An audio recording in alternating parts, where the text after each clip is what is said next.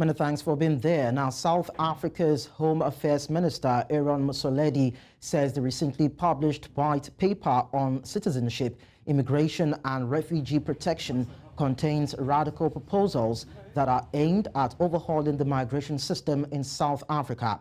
Cabinet approved the white paper on Wednesday, November 1, 2023, for public comment. The draft policy aims to provide a framework to guide the granting of residency and citizenship to foreign nationals, as well as the protection of refugees and asylum seekers in South Africa, cognizant of the Republic's national security interests and in compliance with international agreements and protocols on migration that South Africa is party to. A research document by New South Institute reveals that, contrary to a belief that Africans have a propensity to migrate to destinations outside the continent, the average African immigrant is slightly more likely to migrate to other African countries than to migrate outside the continent. And at this point, joining me on the news is Michael Mutava. He's a research fellow at the New South Institute. Michael, it's nice to have you around. Yes, thank you very much. I'm glad to be here. Now, according to reports, more than 75% of Africans who move from one country to another actually move within Africa itself, compared to about 20% that move abroad annually. So to start with, what are the root causes of migration, and why do we have Africans moving within Africa than outside Africa? Well, first of all, thank you very much for that question. I just want to make a small note here that we shall be having a webinar on this paper on the 20th of this month, November. So you can still follow us on New South Institute, and you'll be able to see the registration details on the website. But coming to your question, the root causes of migration, really, one of those, we have the voluntary and the involuntary ones. For example, in the case of involuntary, we have, things like war, we have things like famine, we have drought. And then for the case of the voluntary, we have things like tourism, moving for study. And then the biggest cause of migration really is labor migration. And specifically for our continent, labor migration or economic reasons are the biggest reasons why people move as much as they do.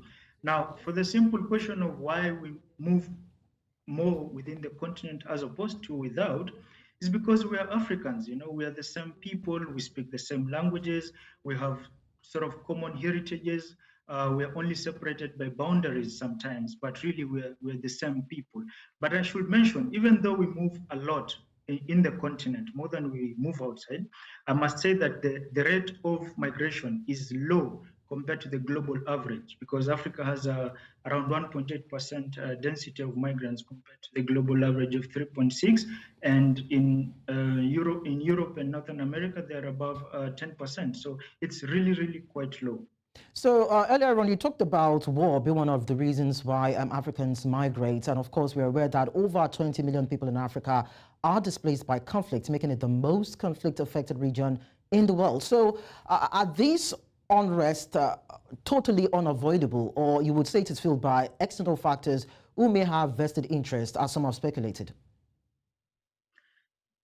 Well, looking at the history of Africa, it's difficult to rule out an external hand in our conflicts.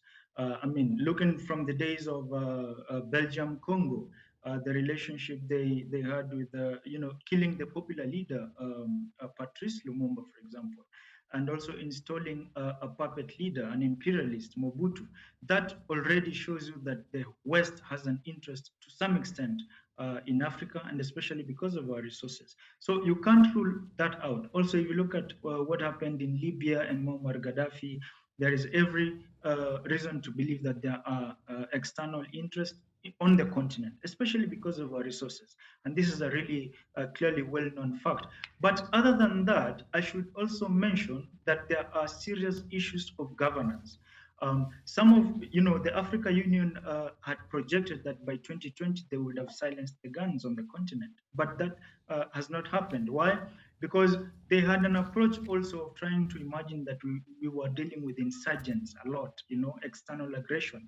But most of this conflicts have been a result of people turning on their own governments, because of governance issues on the north, and recently the coups that we've experienced on the continent. Most of them are governance issues. So I think while we can also address some of these challenges, what we should really address is the governance issues. Okay.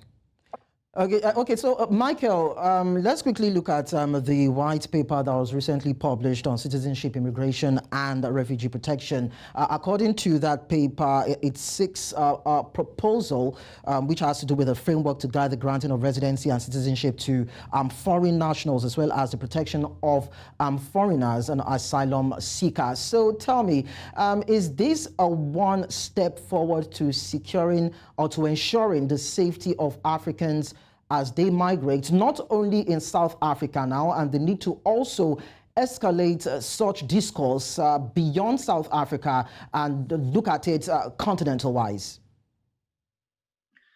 Well, I wish that were the case, but I don't think, as I heard the Minister Musolidi speak, I don't think he was really opening up the continent, or South Africa, to asylum seekers and immigrants.